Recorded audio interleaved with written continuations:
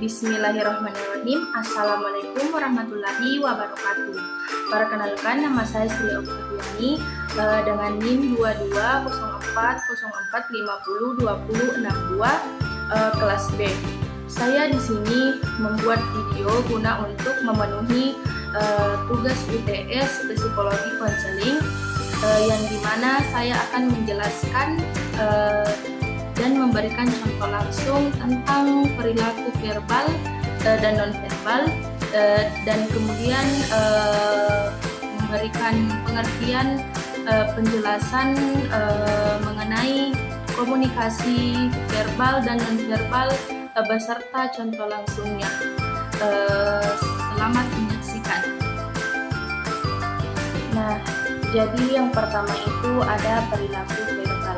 Nah, perilaku verbal adalah tindakan yang melibatkan penggunaan bahasa dan kata-kata untuk menghubungkan, menjelaskan, atau menyampaikan informasi kepada orang lain.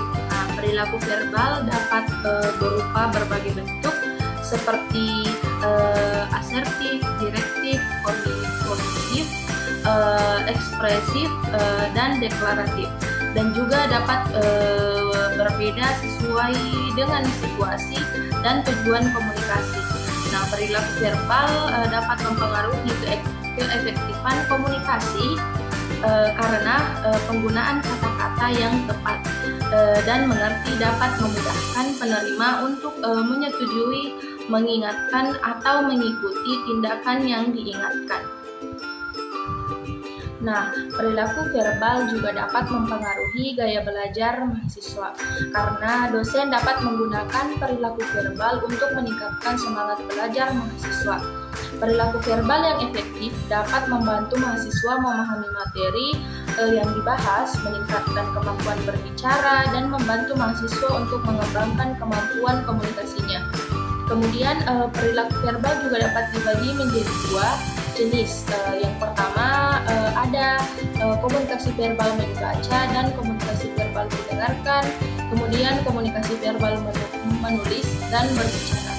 Nah, komunikasi verbal membaca dan mendengarkan dapat dilakukan secara langsung atau melalui media seperti radio dan televisi. Nah, kemudian komunikasi verbal menulis dan berbicara dapat dilakukan melalui media seperti blog, forum, atau media sosial. Nah, kemudian berikutnya adalah perilaku non-verbal. Nah, perilaku non-verbal ini adalah suatu tindakan yang melibatkan penggunaan gerak tubuh, mimik wajah, intonasi, dan lain-lain yang tidak menggunakan kata-kata untuk menghubungi, menjelaskan, atau menyampaikan informasi kepada orang lain. Nah, perilaku non-verbal dapat berbeda sesuai dengan situasi atau tujuan komunikasi dan dapat memengaruhi kemajuan belajar karena dosen dapat menggunakan perilaku non-verbal untuk meningkatkan semangat belajar mahasiswa.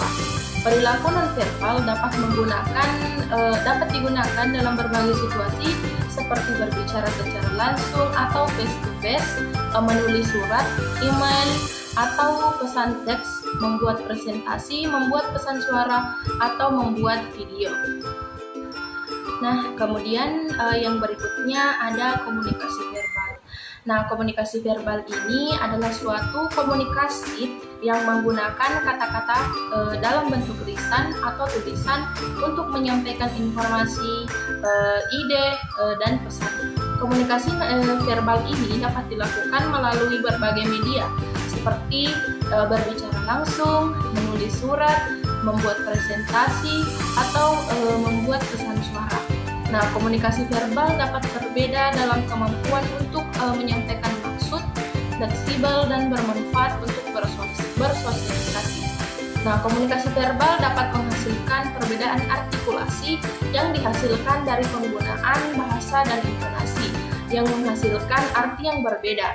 Komunikasi verbal juga dapat menghasilkan perbedaan artikulasi dari penggunaan bahasa dan intonasi yang menghasilkan arti yang berbeda.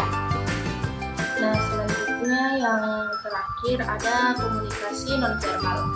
Nah, komunikasi nonverbal ini adalah jenis komunikasi yang melibatkan kata-kata atau bahasa lisan, tetapi melibatkan cara lain untuk menyampaikan pesan seperti seperti gerak tubuh, ekspresi wajah, postur, dan sebagainya.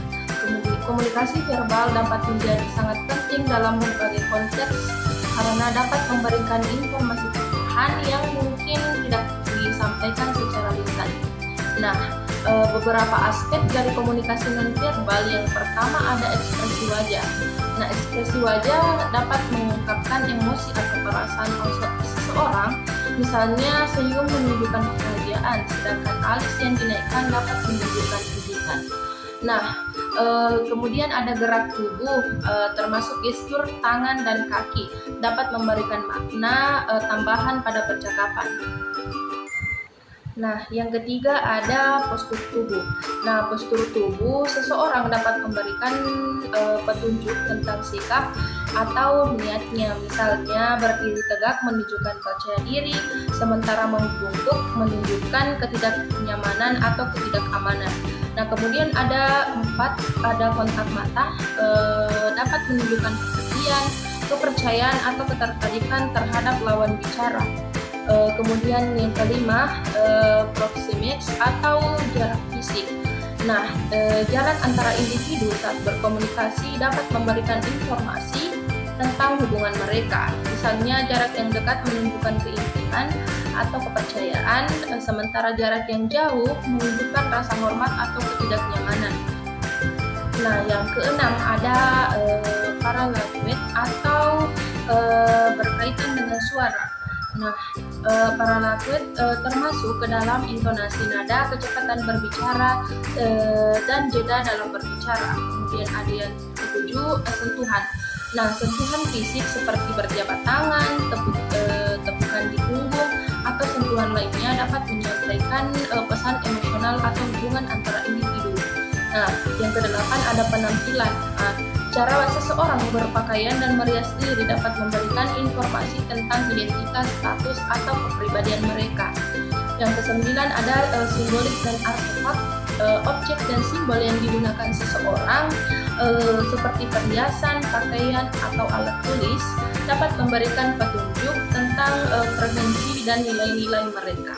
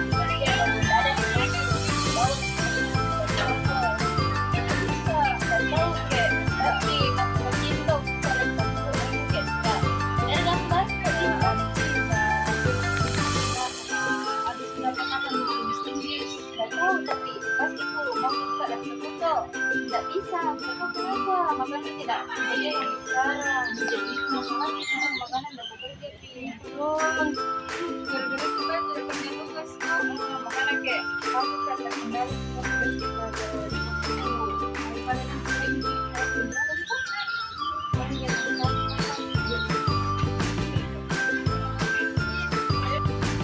Nah, dari beberapa penjelasan saya tadi, saya memohon maaf apabila ada salah kata atau perkataan yang kurang berkenan di hati.